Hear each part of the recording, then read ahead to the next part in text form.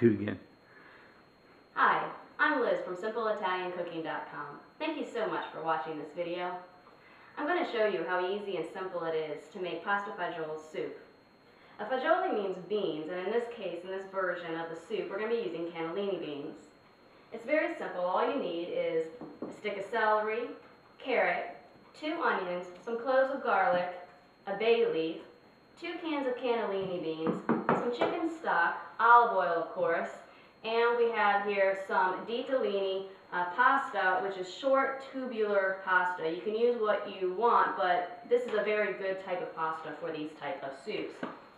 And I'm going to do all my prep work first so that we have everything ready to go. And I'm going to be cooking the pasta while we're also preparing the soup. I like to cook the pasta separately because I find when cooking the pasta in the soup simply gets too starchy, and sometimes the pasta can get overcooked. So I like to cook it separate, set it aside, and then combine it with the soup when it's ready to serve. So let's start with our onions. Okay, I got all of my ingredients ready to go. While the pasta is cooking, I'm going to go ahead and heat about 2 tablespoons of olive oil. And then we will go ahead and add the onion.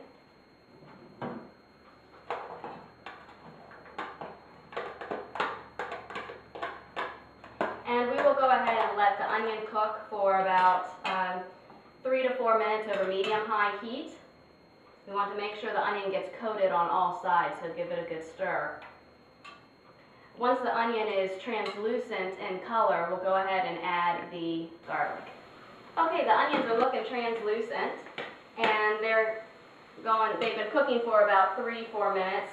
I'm going to go ahead and add the garlic now, and we'll saute that for about a minute to 2 minutes till you can begin to really smell it. We want to make sure we don't brown or burn the garlic. That will create a very bitter taste, and you really have to kind of throw out the batch if you burn the garlic.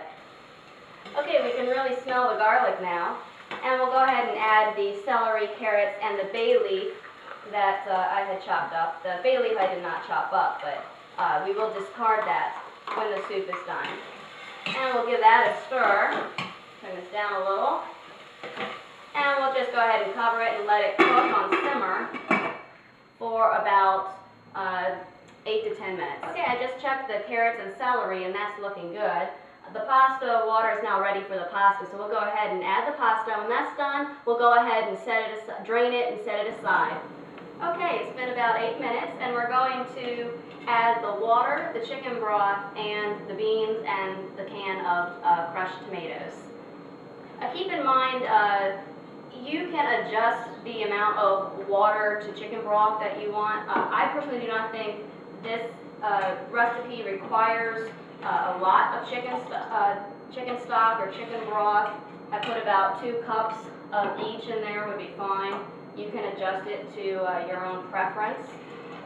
So we're going to go ahead and add this in. I also have out the beans and the can of tomatoes. I use about 15 ounces of crushed tomatoes. I find that is plenty. I don't want the soup to be a tomato soup, so I don't want to put too much in. And we'll give that a stir. Get what we can out of there.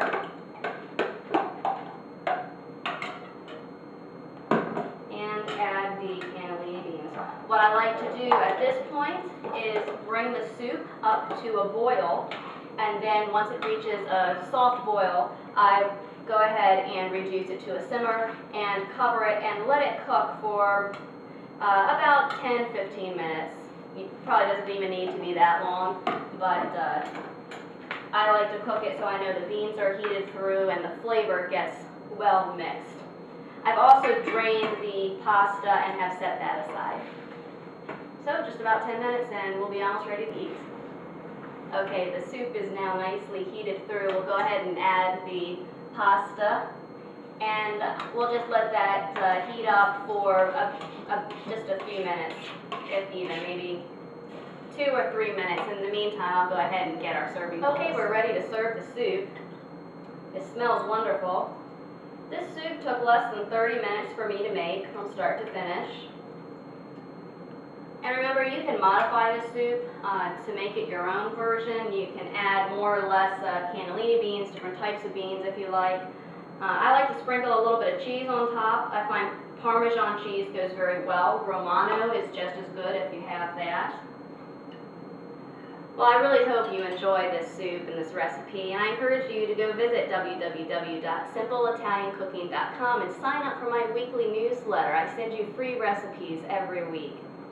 Well, enjoy, and thank you again for watching. Ciao!